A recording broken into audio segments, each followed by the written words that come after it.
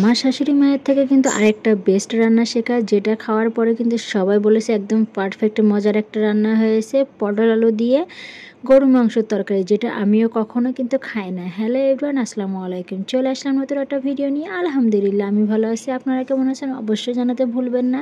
তো যারা আপনারা শাশুড়ির থেকে কিছু শিখতে পারেন না তাদেরকে বলবো, শাশুড়িদের ভিতরে যে ভালো গুণগুলো আছে এগুলো খুঁজে বের করুন। খারাপ গুণগুলো তো ঢোল পিটে বেড়াইতেছেন, তাহলে ভালো গুণগুলোকে কেন তুলে ধরেন না আপনারা? তো আমার শাশুড়ি থেকে কিন্তু মাশাল্লাহ অসম্ভব একটা মজাদার রেসিপি পেয়েছি। আমার শাশুড়ির রান্নাও কিন্তু অসম্ভব মজাদার, যেটা সবাই বাসায় কিন্তু আঙুল চেটে পুটে খায়।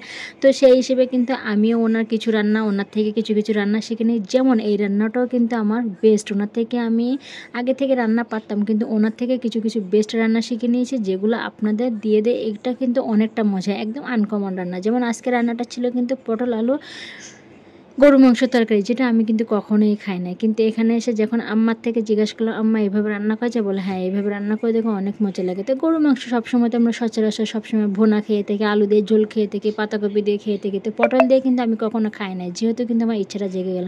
তো আম্মু আমার বলে দিয়েছিল যে এমনি এমনি রান্না করতে হবে। আমি কিন্তু ঠিক তেমনভাবে রান্না করছিলাম। এত পরিমাণ মজা হয়েছিল যে আমি নিজেই কিন্তু এই তরকারি ফিদা হয়ে গেছি। পটল আলু দিয়ে গরু মাংসর তরকারি। তো প্রথমে শুরুতে কিন্তু পটল আলুগুলো কেটে নিয়ে ছোটো ছোটো মাংস যেমন আলুটা দিয়ে ওইভাবে কিন্তু কেটে নিয়েছিলাম। তারপর কিন্তু গরু মাংসটা আমি মশলা কষে গরু মাংসটা দিয়ে দিলাম। গরু মাংসটা যখন আমার 80% সিদ্ধ হয়ে যাবে তখন কিন্তু আমি পটল আলুর তরকারিটা দিয়ে দেবো। যেহেতু সবজি সিদ্ধতে কিন্তু বেশিক্ষণ টাইম লাগবে না, তো তাই আমার এখানে কিন্তু মাংসটা প্রায় সিদ্ধ হয়ে গেছিলো। তো তারপর একটু ঝোল আছে, ওই ঝোলের ভিতরে কিন্তু আমি পটল আলুর তরকারিটা ছেড়ে দিচ্ছি, কারণ ওই ঝোলটা শুকাইতে আমার কিন্তু আলু আর পটলটা সিদ্ধ হয়ে যাবে। সিদ্ধ হয়ে যাওয়ার পরে কিন্তু আমি মাখাভাবে একটু হালকা ঝোল লেগে তুলে নেব। দেখবেন এইভাবে রান্না করুন, অসম্ভব মজা লাগে। আপনারা তো সবসময় গরুর মাংস খান, এইভাবে আমার কথা শুনে একবার খেয়ে দেখেন, এত পরিমাণ যে মজা লাগবে আপনারা কখনোই ভুলতে পারবেন না। তো আমার রান্না মাঝখানে কিন্তু আমার পিচ্চি বাবুটা প্রচুর ডিস্টার্ব করে। সবসময় দেখেন আমার রান্নার পাশে কিন্তু বসে থাকে, আর আমি রান্না করতে গেলে ও আমার পাশে বসে দেখবে, আম্মু লবণ দাও, আম্মু মরিচ দাও, এটা দাও, একটু তেল দাও। এইভাবেই কিন্তু আমার সাথে করতে থাকবে। মাঝে মাঝে বলি, তুমি কি রান্না শিখতেছো?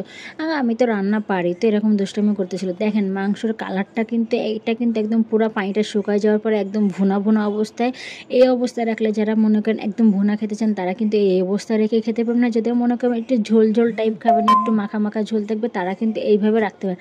হালকা ঝোল দিয়ে উপর দিয়ে ধনিয়া পাতা ছিটে দিয়ে গরম মশলা ছিটা দিয়ে তারপর কিন্তু আপনারা তুলে নিতে পারেন। অসম্ভব মজা হবে, দুইভাবে আপনারা খেতে পারবেন। তো দেখেন পিচ্চি কিন্তু এখানে প্রচুর দুষ্টামি করে। প্রতিদিন রান্না করতে বসলে এখানে দুষ্টামি করবে, আর ওকে কিন্তু কেউ নিতে পারবে না। ও এইখানেই বসে থাকবে, এখান থেকে কোথাও নড়বে না। তো যাই হোক, আমি ভাবলাম ঠিক আছে, যেহেতু আমার সান্নিধ্যে চাচ্ছে বাচ্চা, তো সান্নিধ্য সেই হিসেবে রাখতেছি, কিন্তু একটু সেভে থাকতে হয়। যেহেতু একদম চুলার নিকটে বসেছিল, তো চুলা রান্না করার সময় অনেক সময় কিন্তু তেল ছিটা আসে, আমার গায়ে কিন্তু অনেকটা পড়ে যায় অনেক সময়। তো ওকে এই ক্ষেত্রে চেষ্টা করে একটু দূরে রাখা। তো আমার গায়ে তো হেলিয়ে পড়তেছিল। দেখেন এই পাশে কিন্তু চুলা আছে, ও কিন্তু আমার সাথে বসে আছে। তো কী করবো, বাচ্চা যখন মায়ের সান্নিধ্য যায় তখন কিন্তু অন্য কারো কাছে যেতে চায় না। তো এই সান্নিধ্যকে আমাদের একটু উপভোগ করে যদি ওদের সাথে খেলার ভাবে চলে, টাইমটা পার করে, তাহলে কিন্তু ওরা সুন্দর সময়টা উপভোগ করে। তো এখানে খাওয়া দাওয়ার পরে বিকালে উঠে আবার গাড়ি নিয়ে বেরিয়ে এসেছিলো। তো আমার ভিডিওগুলো আপনারা অসম্ভব সাপোর্ট করেন, প্রতিদিনের ডেলি ব্লগের সাথে আপনারা থাকেন, তার জন্য ধন্যবাদ। আল্লাহ হাফেজ, সবাই ভালো থাকবেন এবং সাপোর্ট করে পাশে থাকবেন।